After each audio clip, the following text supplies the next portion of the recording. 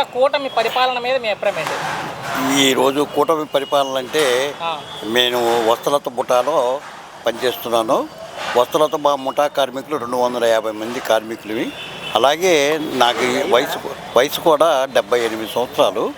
ఇవాళ నేను మొట్టమొదటి నుంచి కూడా తెలుగుదేశం సానుభూతి పరుండి. అయితే ఇవాళ ఈ ప్రభుత్వం కానివ్వండి, జగన్ ప్రభుత్వాన్ని కంపేర్ చేశాను నేను.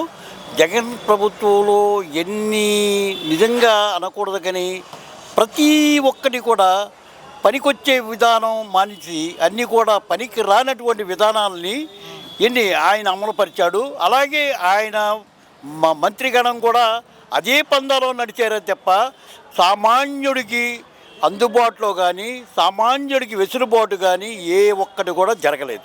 ఇవాళ ఈ కూటమి ప్రభుత్వం వచ్చిన తర్వాత నిజంగా అనకూడదు కానండి, కడుపు నిండా తిండి తినగలుగుతున్నాం, కంటి నిండా నిద్రపోగలుగుతున్నాం. ఇవాళ ఈ కూటమి ప్రభుత్వం ఆడవాళ్ళకు కానివ్వండి, ఇవాళ సూపర్ 6 అని పెట్టారు. సూపర్ 6లో చేసినట్టు విశాఖపట్నాన్ని మామూలు విశాఖపట్నంగా రూపొందించి అప్పుడు కానీ శాంతించి రాలా. ఆయన ఎండనక వాననక ఇవాళ 18 గంటల పాటు పనిచేసే ఒక ముఖ్యమంత్రిని ఈ చంద్రబాబు నాయుడినే నేను చూస్తున్నాను.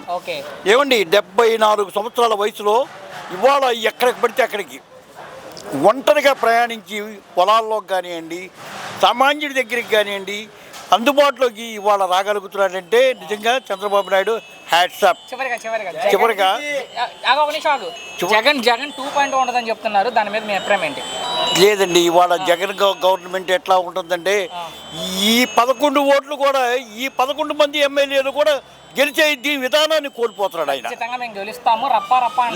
రప్ప అనేది కాదండి, ఇవాళ జగన్ని లోపల వేయాలంటే 10 నిమిషాలు పట్టదండి. కాకపోతే ఏంటంటే ఆయన మొత్తం ఆయన ప్రాపర్ మీద కానివ్వండి, ఆయన దీని మీద కానివ్వండి ఇవాళ ఎన్నో కేసులు ఉన్నాయి. ఎన్నో కేసులుండి ఎన్నో ఇది చేసి ఆయన ఈ రోజున జైలుకి పంపించాలంటే ఒక్క క్షణం పట్టదు. కాకపోతే ప్రతి ఒక్కటి కూడా నిదానమే ప్రధానం అన్న రీతిలో ఇవాళ కూటమి ప్రభుత్వం నడుస్తుంది.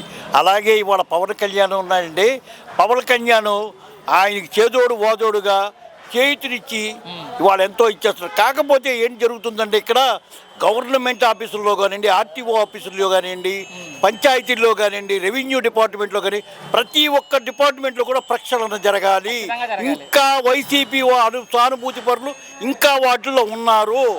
వాటిలో ఉండి ఈ పథకాల్ని నెరవేర్చకుండా ఈ పథకాలని నీరుగార్చే విధానంలో ప్రయాణిస్తున్నారు. అటువంటి వాళ్ళని ఏరి పారేస్తే ఈ కూటమి ప్రభుత్వం మళ్ళీ నెక్స్ట్ 15 సంవత్సరాలు కూడా మాదే.